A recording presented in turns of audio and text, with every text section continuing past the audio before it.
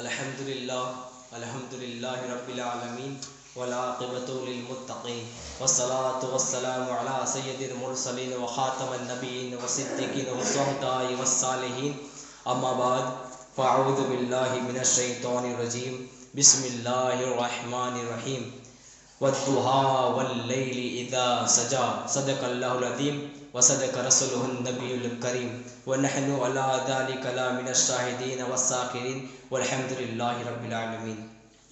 بعد ہے توحید کے مت والوں، سمع رسالت کے پروانوں، غوث و خواجہ کے دیوانوں، علیہ اولیاء کرام کے جانثاروں، آئیے ہم اور آپ مل کر سب سے پہلے مدینے کے تاجدار، دونوں عالم کے مالک و مختار، امت کے غمخوار، انیس الغریبین، مراد المستقین، اکرم الاولین، افضل الآخرین، طٰہٰ و یاسین، شمس العارفین، سراج السالکین، گنبد خضرا میں آرام فرمانے والے آپ کے اور ہمارے آقا جناب احمد مصطفیٰ محمد مصطفیٰ صلی اللہ تعالیٰ علیہ وسلم کی بارگاہ بےکس پناہ میں اپنی غلامی کا ثبوت دیتے ہوئے ہدیتاً تحفتاً غلامتاً پیارے پیارے آقا صلی اللہ تعالیٰ علیہ وسلم کی بارگاہ بےکس پناہ میں درود شریف کا نذرانہ پیش کریے۔ اللہم صلی علی سیدنا محمد وعلی آل سیدنا محمد وبارک وسلم۔ صلاۃ و سلام علیک یا سیدی یا حبیبی یا رسول اللہ صلی اللہ تعالیٰ علیہ وسلم۔ سامعین حضرات، علماء کرام، السلام علیکم ورحمۃ اللہ وبرکاتہ۔ میں نے آپ کے سامنے قرآن مجید و فرقان حمید کی ایک عظیم آیت کریمہ کی تلاوت کرنے کا شرف حاصل کیا ہے کہ جس میں اللہ رب العزت ارشاد فرماتا ہے کہ وَالضُّحَىٰ وَاللَّيْلِ اِذَا سَجَا، یعنی چاش کی قسم اور رات کی قسم جب پردہ ڈالے۔ آپ نے دیکھا ہوگا کہ کوئی بھی غوطہ خور سمندر سے موتی چن لاتا ہے اور وہی سمندر سے ایک اور غوطہ خور اس کی تہہ میں جا کے اس سے بھی قیمتی موتی چن لاتا ہے۔ آپ نے کہا اس کی وجہ کیا ہے؟ میں نے کہا یہ غوطہ خور کی اپنی اپنی صلاحیت ہے، کوئی اوپر سے موتی چن لاتا ہے تو کوئی سمندر کی تہہ میں جا کر اس سے بھی قیمتی موتی چن لاتا ہے۔ تو ہم نے بھی کہا ہاں ویسے ہی قرآن مجید و فرقان حمید علم کے نور کا دریا ہے، اب اس پہ صلاحیت ہے کہ کون اس میں سے کون سا موتی چن لاتا ہے۔ ایسے ایک موتی کی بات کری آیت کریمہ کی کہ وَالضُّحَىٰ وَاللَّيْلِ اِذَا سَجَا، اس کا مطلب ہوتا ہے کہ چاش کی قسم اور رات کی قسم جب پردہ ڈالے، مگر اس کو عشق کی نظر سے دیکھا جائے، اس کو پیار کی نظر سے دیکھا جائے تو اس کا ترجمہ ہوتا ہے وَالضُّحَىٰ، اے میرے محبوب تیرے چہرے انور کی قسم، وَاللَّيْلِ اِذَا سَجَا، اور تیرے زلف عنبری کی قسم۔ اس سے معلوم ہوا کہ حضور کریم صلی اللہ تعالیٰ علیہ وسلم کی چہرے مبارک کی اور حسن و جمال کی قسم اللہ تبارک و تعالیٰ نے قرآن مجید و فرقان حمید میں ارشاد فرمایا، یعنی حضور سے بڑھ کر کوئی بھی خوبصورت اور پیکر حسن و جمال والا نہیں ہو سکتا۔ اب سوال کرنے والا کر سکتا ہے، یہ سوچنے والا سوچ سکتا ہے کہ حضور نہ تو آپ نے حضور کو دیکھا ہے، حضرت نہ تو آپ نے حضور کو دیکھا ہے نہ ہی ہم نے حضور کو دیکھا ہے، تو اس بات پہ یقین کیسے کیا جائے؟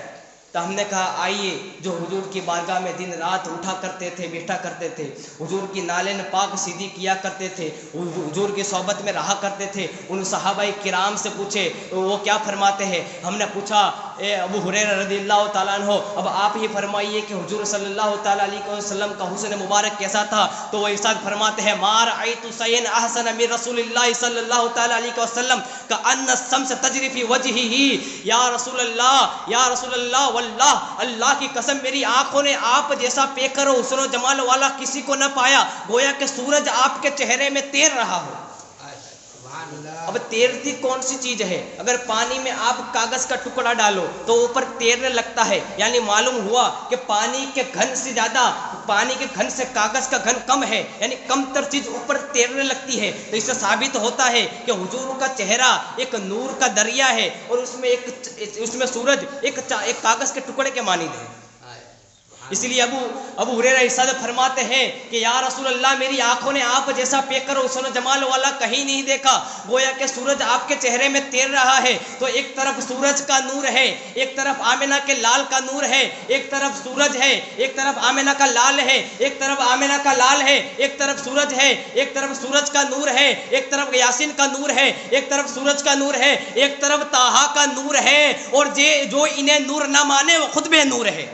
اسی لیے ہمارے اعلیٰ حضرت نے ارشاد فرمایا کہ تیری نسل پاک میں ہے بچہ بچہ نور کا، تیری نسل پاک میں ہے بچہ بچہ نور کا، ارے تو ہے عین نور تیرا سب گھرانہ نور کا، تو ہے عین نور تیرا سب گھرانہ نور کا. تو اللہ تبارک و تعالیٰ قرآن مجید و فرقان حمید میں ارشاد فرماتا ہے کہ والضحیٰ واللیل اذا سجا، اے میرے محبوب تیرے چہرے انور کی قسم اور تیرے زلف عنبری کی قسم.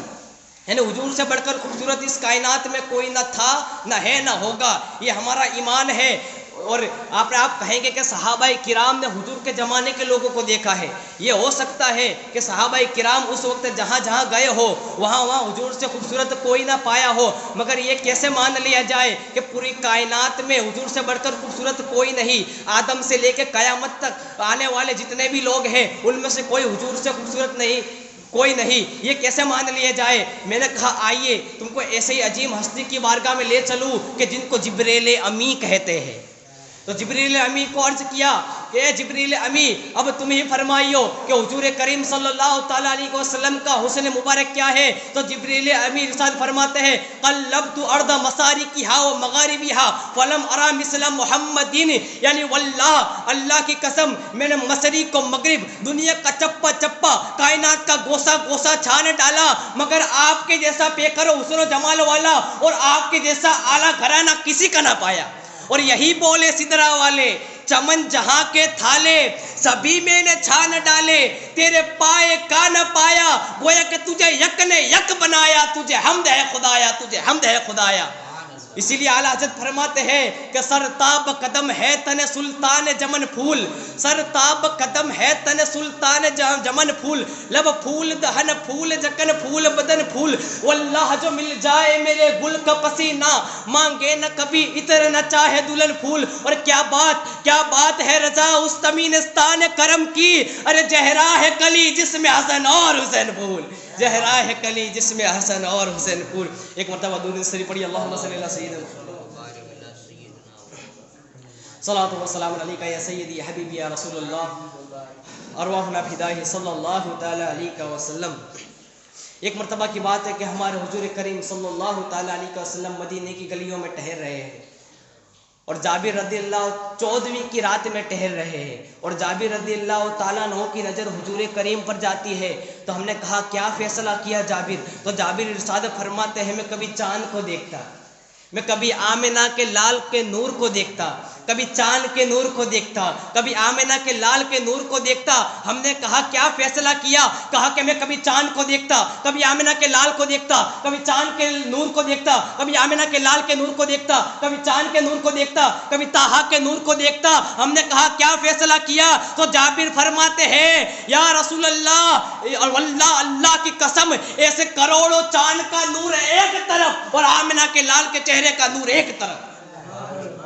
کہتے ہیں مکھ چند بدر سا ثانی ہے، مٹ چمکے لاٹھ نورانی ہے، کالی جلفت اک مستانی ہے، مخمور عقیہن مد بریا، سبحان اللہ ما سا اللہ ما اجمل کا ما ایسن کا، ات مہر علی ات تیری سنا گستاختی اکھتے جا لڑیا.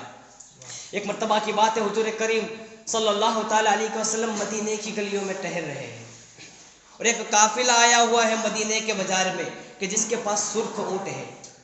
اب حضور کو ایک سرخ اونٹ پسند آ جاتا ہے، ناز کرتے ہیں، قربان جاتے ہیں ہم اس اونٹ پر کہ جو میرے آقا کو پسند آیا. پھر حضور جاتے ہیں اور قافلے کے سردار کو جا کے عرض فرماتے ہیں کہ یہ اونٹ کتنے میں دیا؟ فرمایا یہ اونٹ خرید سکتا ہوں. تو فرمایا خرید سکتے ہیں، خریدیے. کیا قیمت ہے؟ میں خریدنے کی نیت سے تو نہیں آیا تھا، یہ کوئی میری نیت تو نہیں تھی، میرے پاس اس کے رقم نہیں ہے، اس کے پیسے نہیں ہے. کہا لے جائیے کوئی بات نہیں. اور حضور نے اونٹ کو لیا اور لے کر جانے لگے جب تک کہ حضور ان کی آنکھوں سے اوجھل نہیں ہو گئے. سب کی عقل پر پردے پڑ چکے تھے مگر پھر چلے گئے. تو ایک شخص نے آ کر کہا کہ اونٹ لے گیا؟ فرمایا ہاں اونٹ لے گیا. ارے قیمت دی؟ فرمایا قیمت نہیں دی. اس کا کوئی جامین ہے؟ کہا کہ جامین نہیں. کہاں رہتا ہے؟ ایڈریس ہے؟ کہا ایڈریس نہیں. تو کیسے دے دیا؟ اور ابھی کے لوگ کہتے ہیں ہم حضور جیسے، کبھی آپ جاؤ خریدی کرنے، دیکھتا ہے تمہارا چہرہ دیکھ کے کون دیتا ہے تمہیں باقی. اور کوئی جامن نہیں اور کوئی ایڈریس نہیں, کوئی پتہ نہیں. فرمایا کیسے دے دیا؟ فرمایا تم کہتے ہیں کہ میں اس کا ایڈریس پوچھتا, میں اس کی قیمت لیتا. ارے جب وہ بولتا تھا تو اس کے منہ سے پھول جھڑتے تھے, اس کے منہ سے پھول جھڑتے تھے. ارے کہتے ہیں ایک شخص آیا, کہا کہ اونٹ دے دیا, ایسے ہی دے دیا, کوئی جامن نہیں. کہا کہ تم جامن پوچھتے, کہا کہ قیمت لیتا. ارے تو اس کے بول سن رہا تھا, میں تو اس کی نگاہوں میں کھو گیا تھا. وہ نگاہیں ہلاتا تھا تو جیسے آسمان سے رحمت کی برسات ہو رہی ہے. فرمایا ایک شخص اور آیا, فرمایا اونٹ دے دیا, ایسے ہی اونٹ دے دیا, کوئی جامن نہیں, کوئی پتہ نہیں, کوئی اس کا پہچاننے والا نہیں. تو اونٹ کیسے دے دیا؟ فرمایا تم اس کے بول سن رہے تھے, تم اس کی آنکھوں کو دیکھ رہے تھے, میں تو اس کی کنڈل والی زلفوں کو دیکھ رہا تھا کہ جب وہ بات کرتا تھا تو اس کی زلفیں ہلتی تھی اور جیسے ساون کی کالی گھٹا چھا جاتی تھی. اسی لیے کہا ہے کہ زلف دیکھی ہے کہ نظروں نے گھٹا دیکھی ہے, زلف دیکھی ہے کہ نظروں نے گھٹا دیکھی ہے. ارے لٹ گیا جس نے محمد کی ایک ادا دیکھی ہے اور اپنے چہرے کو چھپانا نہیں ہے میرے آقا. بعد مدت کے بھی بیماروں نے شفا دیکھی ہے اور آج سرکار نے اپنی زلفوں کو سنوارا ہوگا. ارے تبھی تو حاکم نے موت ترسی فضا دیکھی ہے, تبھی تو حاکم نے موت ترسی فضا دیکھی ہے. اور کہتے ہیں ماں ذات کا کجلا نین بھرے, وہ شمس کا پٹنا مکھ پہ مرے, ہے میم کا گھونگٹ چہرے ترے, وہ عرش کا تارا آوت ہے. یاسی کی چمک ہے آنکھن میں, تاہا کا کرشمہ داتن میں, والفجر کا جلوہ کانن میں, ورب کا پیارا آوت ہے, ورب کا پیارا آوت ہے. کہتے کہ ایڈریس نہیں معلوم, پتہ نہیں معلوم, کوئی جامن نہیں ہے. کہا کہ نہیں ہے. اور کہتے تم اس کی آنکھوں کو دیکھ رہے تھے, تم اس کے بول سن رہے تھے, ارے تم اس کی کنڈل زلفوں کو دیکھ رہے تھے. ارے میں تو اس کے دانتوں کی چمک کو دیکھ رہا تھا. ارے جب وہ بولتا تھا تو اس کے دانتوں کی چمک سامنے والے پہاڑ میں نظر آتی تھی. فرمایا اتنے میں کہ اونٹ لے گیا, کوئی جامن نہیں, کوئی پتہ نہیں, کہاں سے آیا تھا, کون تھا, یہ معلوم نہیں. فرمایا مقدمہ کر دیتے ان کے اوپر, نعوذ باللہ. اتنے میں یہ بات ہوئی تھی. فرمایا اونٹ چوری ہو گیا ایسے کہہ دیتے ہیں. اتنے میں ایک دور گھر میں رہنے والی ایک بوڑھی عورت نے کہا, خبردار کسی نے جھوٹ بولا, خبردار کسی نے کہا کہ اونٹ چوری ہو گیا. کوئی اونٹ چوری نہیں ہوا, بلکہ تم سے وہ وعدہ کر کے لے گیا ہے کہ قیمت دینے لوٹانے آئے گا وہ. فرمایا کہ کیسے؟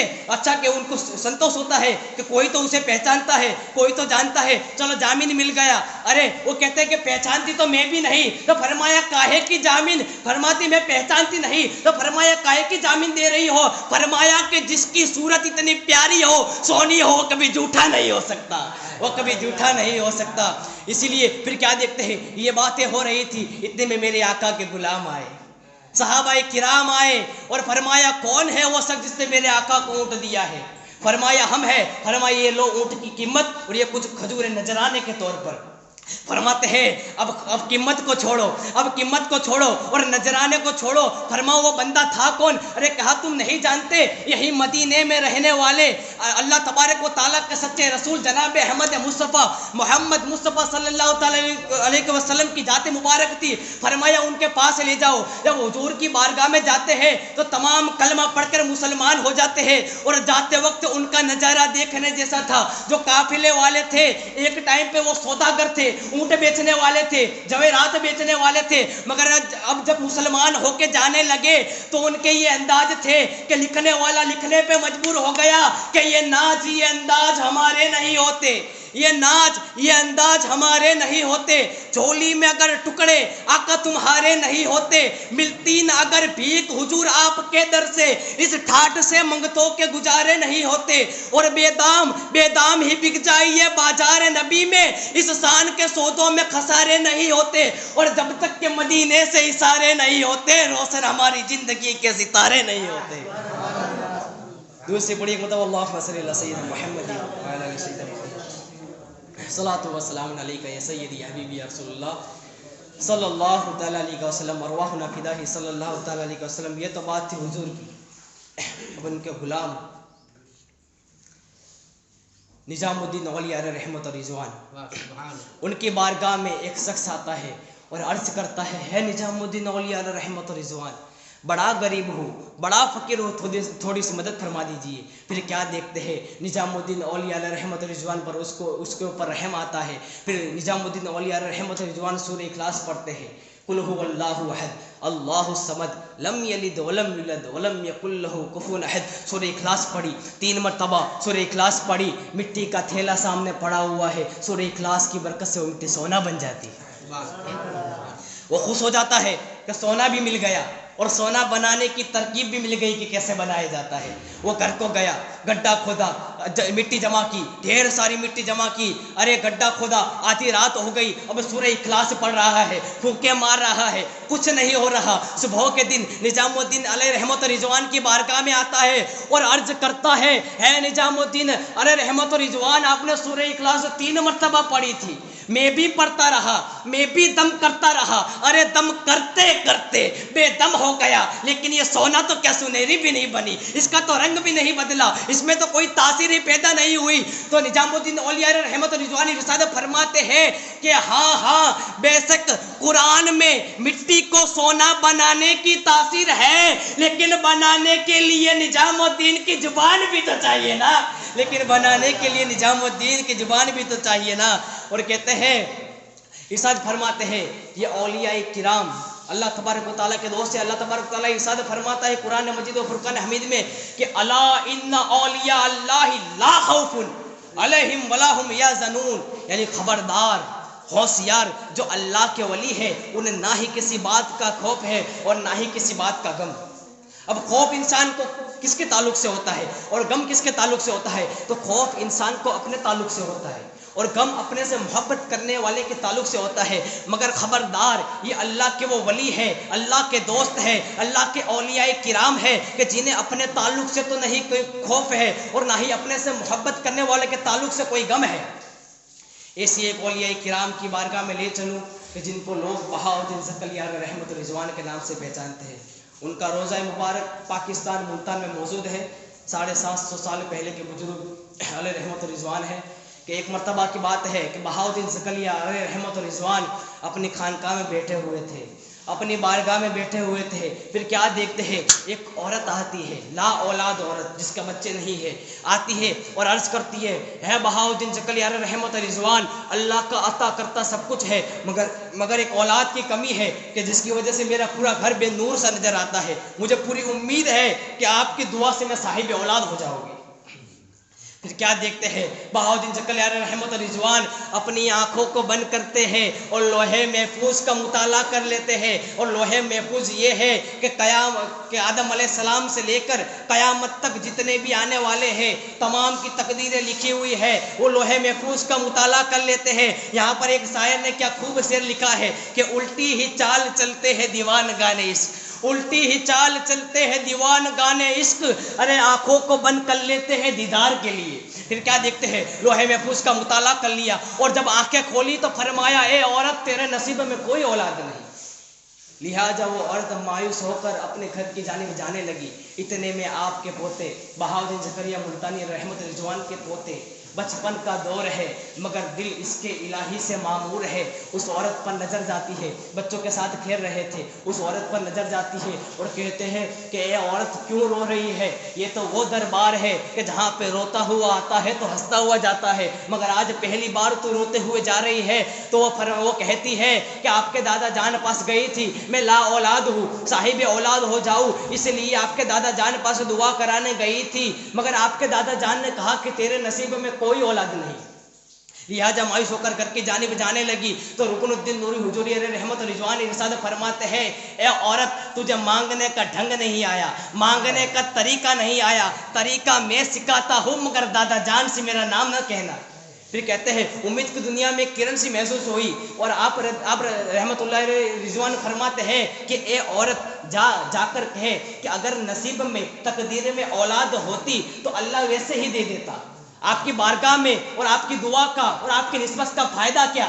فرمایا نصیب میں اولاد ہوتی تو اللہ ایسے ہی دے دیتا، اور وہ امید کی دنیا میں کرن سی محسوس ہوئی، جیسا آپ نے فرمایا تھا ویسے ہی بہاؤدین زکریا ملتانی رحمت رضوان کی بارگاہ میں جا کر عرض کیا تو بہاؤدین زکریا ملتانی مسکرانے لگے، سمجھ گئے کہ یہ کسی نے جواب دیا ہے، اور کہتے ہیں منو من کہتے ہیں کہ عمر چھوٹی ہے مگر باتیں بڑی کرتا ہے، عمر چھوٹی ہے مگر باتیں بڑی کرتا ہے۔ پھر کیا دیکھتے ہیں بہاؤدین زکریا رحمت رضوان کا دریائے کرم دریائے رحمت جوش میں آتا ہے، اور ارشاد فرماتے ہیں اے عورت میں نے تجھے ایک بیٹا دیا، 2 دیے، 3 دیے، لہذا تجھے 7 بیٹے عطا کیے۔ اللہ کے ولی کی ہر بات قبول کی جاتی ہے، چنانچہ قبول کی گئی، جیسا آپ نے فرمایا تھا ویسے یک کے بعد دیگر اس عورت کو 7 بیٹے پیدا ہوئے۔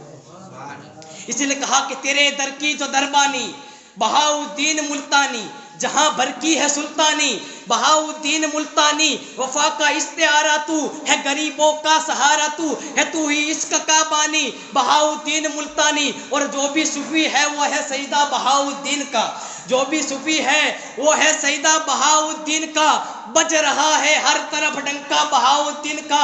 اور غوث عالم بے شک آج بھی بہاؤدین ہے، ارے شیخ الاسلام لقب ہے کس کا؟ بے شک بہاؤدین کا، بے شک بہاؤدین کا۔ بڑی اللہم صلی اللہ سیدنا محمد وعلی آل سیدنا محمد بارک وسلم، صلاۃ و سلام علیک یا سیدی یا حبیبی یا رسول اللہ صلی اللہ تعالی علیہ وسلم۔ اجر سے گزارش ہے آ کے بیان۔ السلام علیکم ورحمۃ اللہ۔